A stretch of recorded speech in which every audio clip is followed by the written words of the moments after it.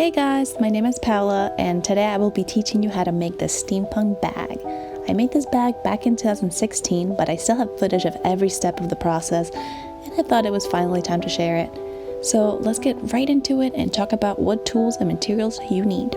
The first thing you'll need is of course a handbag. Mine is a faux leather brown satchel bag that measures 8.25 by 2.5 by 6.25 inches, but yours can be any color and any size.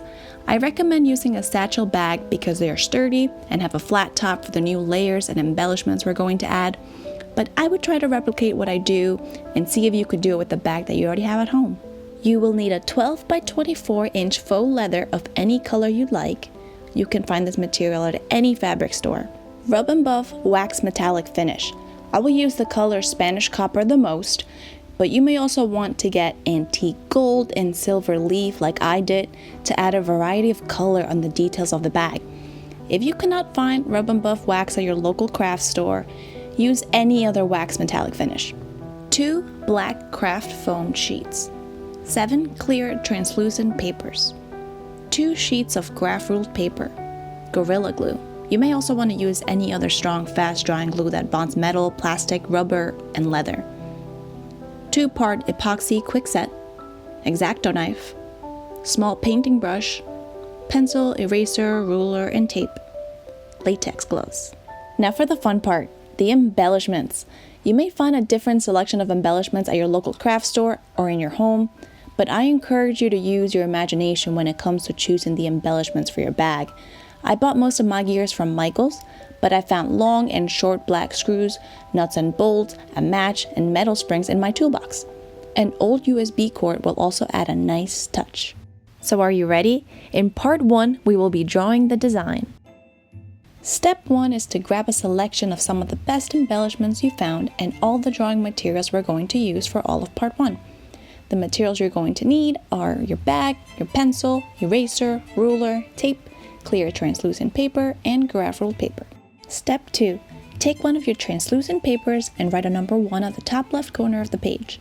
Now take a second translucent paper and write a number 2 on the top left corner. Do the same with the third translucent paper and write a number 3 on it. I will refer to these translucent papers by their number throughout this video. Step 3. Tape a graph ruled paper behind number 1. Do this by only using the tape on one side so you can open the papers like a folder. We're going to use the transparent paper to trace the bag and the graph paper to draw things evenly after we draw our first sketch. Step 4 is to place number 1 on the bag and lightly trace the flat top of the bag, lightly drawing any unique components like straps or decorations that are on your bag. You should get something like this. Step 5. Now that you have your lightly traced drawing on number 1, go back and measure the flat top of your bag with a ruler for exact measurements. Once you have measured all different sides of the flat top, go back to your lightly traced drawing and define the outlines using straight lines, the exact measurements, and with more pressure on the pencil. For step number 6, you're going to need the embellishments that you selected in step 1. Place your gears, nuts, bolts, and other found objects in a random pattern on your drawing.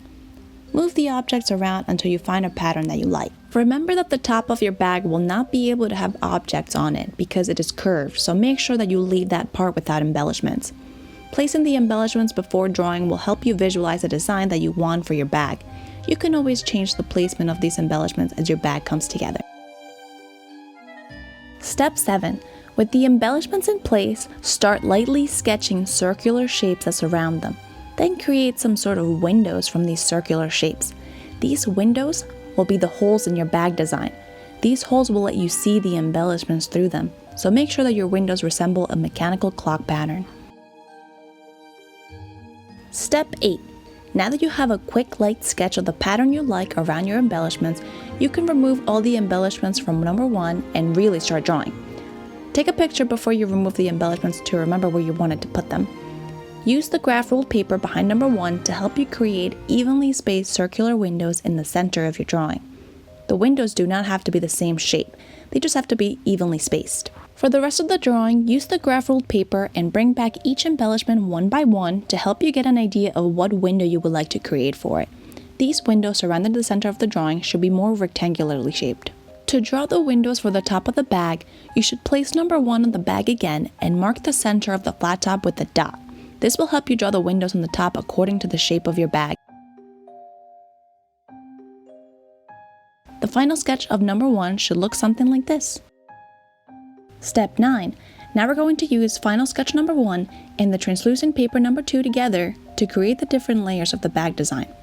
You need to tape number 2 on top of number 1 and be able to see drawing number 1 through the translucent paper number 2. We are going to be drawing on number 2 for this step.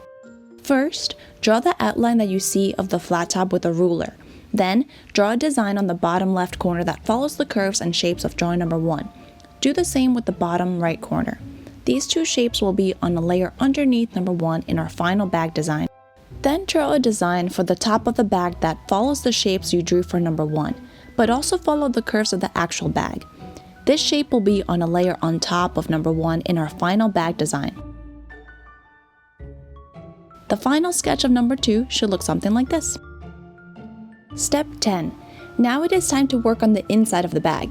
Lift up the flat top of the bag and repeat step 3 through step 8 by replacing number 1 with number 3.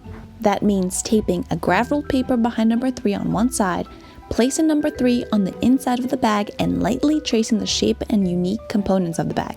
For my bag, I wanted to make sure that I could see a clock face through that hole that my bag has, so I included that in my tracing.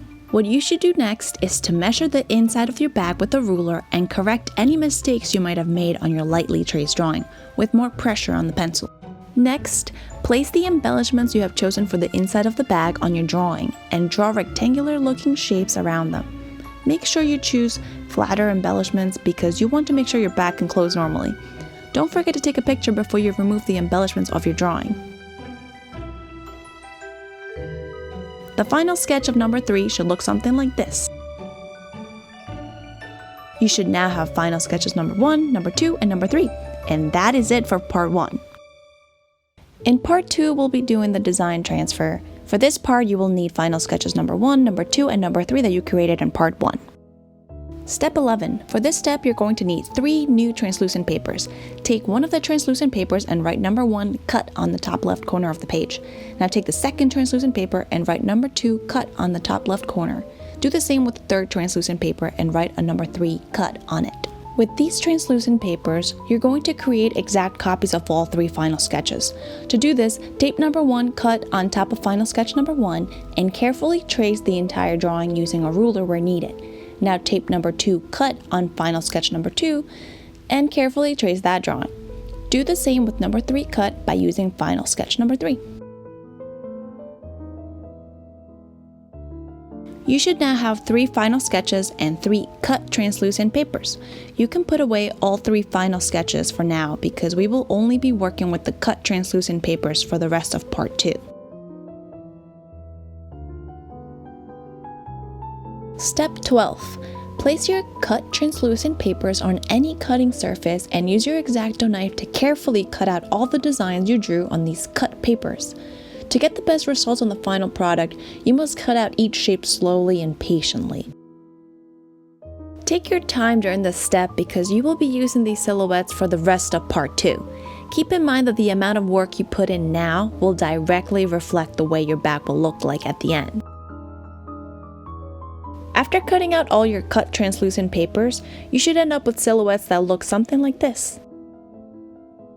Step 13. Now that you have your translucent silhouettes, grab your black craft foam and faux leather because it is finally time to transfer your designs onto them. To transfer your designs onto the craft foam and faux leather, tape each one of your translucent silhouettes down on the craft foam or faux leather and slowly cut out the shapes you see with your X-Acto knife. The craft foam and faux leather are soft, but you might still need to use a little bit of strength to cut through and get a nice straight edge. You will need to continue this process until you have transferred all of your translucent silhouettes onto the craft foam and the faux leather. Your silhouettes on the craft foam and the faux leather should look something like this. Step 14. Place the faux leather pieces on top of the corresponding craft foam pieces and make sure that they align perfectly. Use your X-Acto knife to cut off any imperfections on your silhouettes if necessary. You should also place your silhouettes on your bag just to make sure that your measurements are still correct. Once you have aligned your pieces together and you have checked that the measurements are correct, use Gorilla Glue or any super glue to carefully glue all of the corresponding pieces of craft foam and faux leather together. Use only a small amount of glue and be careful not to get it on your fingers. You may want to use gloves because these glues can be a bit dangerous. Your 5 pieces should have a nice real leather feel to them. I will refer to these pieces as the leather pieces from now on. The craft foam give it the thickness of real leather and the faux leather give it the nice texture. These two materials together are an amazing combination that will help you create the many layers of your steampunk bag. And with that, you are now done with part 2. In part 3, we will be staining everything. For this step, you will need your bag, all of your leather pieces, a small painting brush, 3 colors of rub and buff wax metallic finish if you have them, and your embellishments. Step 15. Squeeze out a small amount of Spanish copper rub and buff or any color that matches your leather pieces and use your small brush to paint all the edges. The purpose of doing this is to cover up the black craft foam and any white fabric that show on the edges of your leather pieces. Try your best to not get rub and buff on any brown parts on the surface of your leather pieces, but if you do not panic. You will be able to cover up any imperfections with beautiful decorations later on. Let your leather pieces dry for at least 10 minutes before touching them again. Step 16. For this step, we are going to need all 3 colors of rub and buff, your selected embellishments, and a lot of imagination. We are going to stain the embellishments and turn them into old rusty metallic objects that you would find in a steampunk machine. First, pick up one of your found objects and dab one finger in any wax color. Make sure that there is only a very thin layer of wax on your finger and start rubbing the wax on your embellishment. Rub the light color waxes only on the outer edges of the gears and use the darker colors on the inside. Let your pieces dry for at least 10 minutes before touching them again. Continue this process on all your embellishments until you get a beautiful selection of gold, copper, and silver metallic parts for your steampunk bag. Now it's finally time to stain your bag. For step 17, you are going to need your bag and the Spanish copper rub and buff wax metallic finish. As excited as you might be to stain your bag, I know this part can also be a bit intimidating. For this reason, we are going to start staining the bag on easy parts so you can get used to using the wax on your bag. Start by rubbing on a small amount of the Spanish copper rub and buff with your finger on the back of the bag. You should only focus on adding the wax near the edges of the bag because this gives it a worn look. Then, move your finger in a random circular pattern to spread the wax as far as it'll go. You will need to repeat this process with a small amount of wax on your finger each time until you get a perfect worn look. Now you should do the same random circular patterns with your finger and the rub and buff on the bottom and the sides of your bag. And since you've had enough practice with the rub and buff, you can go ahead and stain the front and inside of the bag. The last thing to do is to stain your bag strap. Let your bag dry for at least 10 minutes before touching it again. By now, you have worked very hard on preparing everything that is going to be used on your bag. Pat yourself in the back and go on to step 4 to learn how to use everything you've created to finish your steampunk bag. In part 4, we will be bringing it all together. You might be surprised at how fast your bag will start coming together because you've already done all the necessary prep work. You will be putting everything together, decorating with embellishments, and putting on important final touches for the rest of the time. In step 18, the first thing you need to do is to attach the first layer of leather pieces to the flat top of your bag. Take a look at final sketch number 2 and figure out which way the 2 small leather pieces at the bottom should be positioned. Take these 2 small leather pieces and glue them onto the flat top on their corresponding places. Do not attach any other leather pieces for now. Step 19. Now you need to use final sketch number 1 to find the leather piece with the matching design. Place the leather piece on top of your bag and on top of the piece you glued down on step 18. You should not glue this part down on the bag yet. Instead, use tape to position it in place. Now is the time to place the embellishments on the flat top of your bag. Only use tape to position the embellishments at first. Make sure that you position the embellishments under the windows we created on the design. Placing the gears halfway in the windows will make the bag look more mechanical. You can play around with the placement of the embellishments until you found the perfect place for each one. Now, remove the leather piece that you taped onto the bag and you should be left with the taped embellishments. In step 20, make a small mark with a pencil next to each embellishment to help you remember exactly where they go. After you've done that, you can remove each embellishment one by one and use Gorilla Glue to attach them to the bag.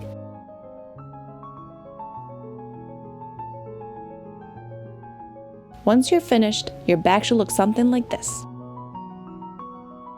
For step 21, you have to tape down the leather piece that goes on the flat top again. We are only taping it down this time to keep the leather piece in place while we glue it down. Now lift up each part of the leather piece and use Gorilla Glue to carefully glue it to the bag. Once you have glued a part of the leather piece down, put slight pressure on it and hold it for at least 3 seconds. Make sure that you do not put too much glue on because it could overflow. Also, make sure that you do not get the glue on your fingers. I recommend using gloves in order to avoid getting stuck to your bag.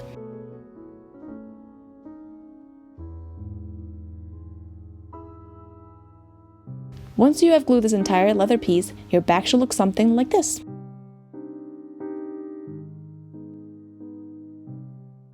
In step 22, you are going to be doing step 19 through step 21, but on the inside layer of the bag. For this, you will need final sketch number 3 to find the leather piece with the matching design. First, tape the leather piece and embellishments where you want them to go. Then, you need to remove the leather piece and glue all the embellishments with Gorilla Glue. Now you can bring back the leather piece and glue it on top of the embellishments.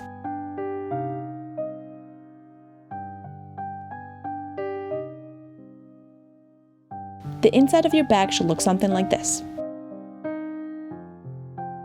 Step 23 is very simple.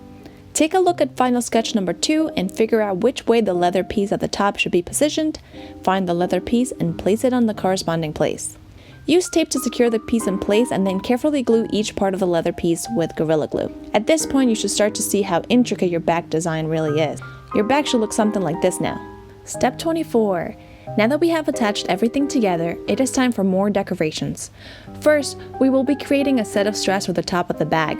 You will need the faux leather, craft foam, translucent paper, X-Acto knife, Gorilla Glue, Spanish copper rub and buff, small brush, and a pencil. You will create these straps the same way we created the leather pieces in part 1 through part 3, but these will require much less work.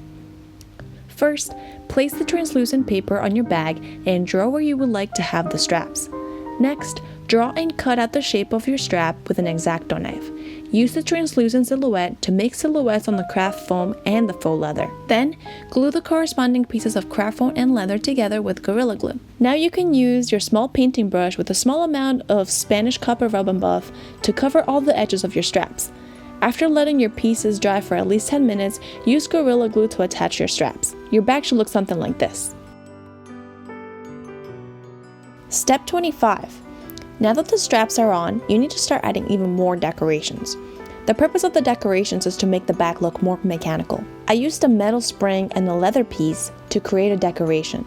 I glued the spring onto my bag and then created a small rectangular leather piece following the same techniques used in step 24. I used Gorilla Glue to attach the rectangular leather piece around the top of the spring. Then I attached a small faux leather top to close the hole on the top of the spring. Decorations like this one will be what separates your bag from any other bags out there. Here are other examples of mechanical decorations you can use. I glued a long black screw that I stained with rub and buff onto the bag. Then I attached 2 long rectangular leather pieces onto the ends of it. Also, I used an old USB cord to create a circuit that connects a few embellishments together. First, I taped the USB cord to figure out where I wanted it. Then I removed it from the bag to stain it with the Spanish copper rub and buff. After that, I used Gorilla Glue to attach the cord to the bag. This technique should be used in multiple parts of your bag. Using an old USB cord is a great way to connect and unify every element on your bag. Instead of looking at each individual piece, you should be thinking of your embellishments as being part of a circuit. I also cut small rectangular pieces of faux leather and glued them around each circuit as decorations. As you can see, your bag is looking better and better after each decoration. You can keep adding different mechanical decorations and embellishments until you have something that you are completely in love with. Your bag should look something like this after adding all of your mechanical decorations. In step 26, your bag is very close to being finished, but it will not be done without the perfect final touch. You will need 2-part epoxy, 3 colors of rub and buff, gloves, a pencil, and something with a small point. I used a match, which was one of my found objects.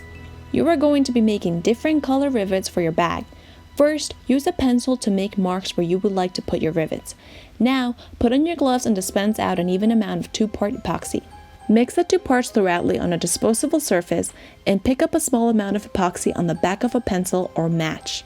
You should only dispense a small amount of epoxy each time because it will be easier to handle this way. Once the epoxy becomes harder to use, mix up another batch and continue making your rivets. Use the epoxy on the back of the pencil to make the larger rivets on your bag, and use the match to make the smaller rivets. The rivets should look like transparent bubbles for now.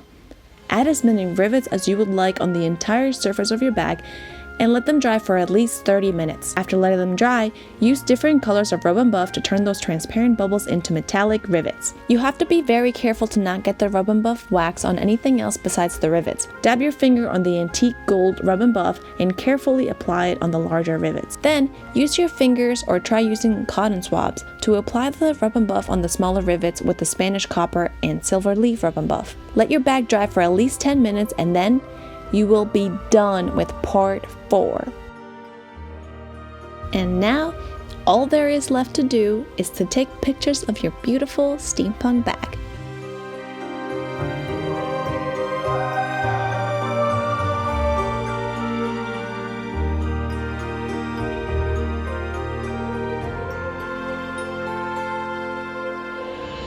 Like I said at the beginning of the video, I made this steampunk bag in 2016, so that means I've had this bag for more than 3 years now, and it is still holding up pretty well. This guy deserved to be resurrected because this was truly one of the most unique projects I've ever done. I hope you found this video helpful or just entertaining because I have so many other projects I want to share with you on here. What you can do is subscribe to my channel so you can be a part of this journey. See you next time!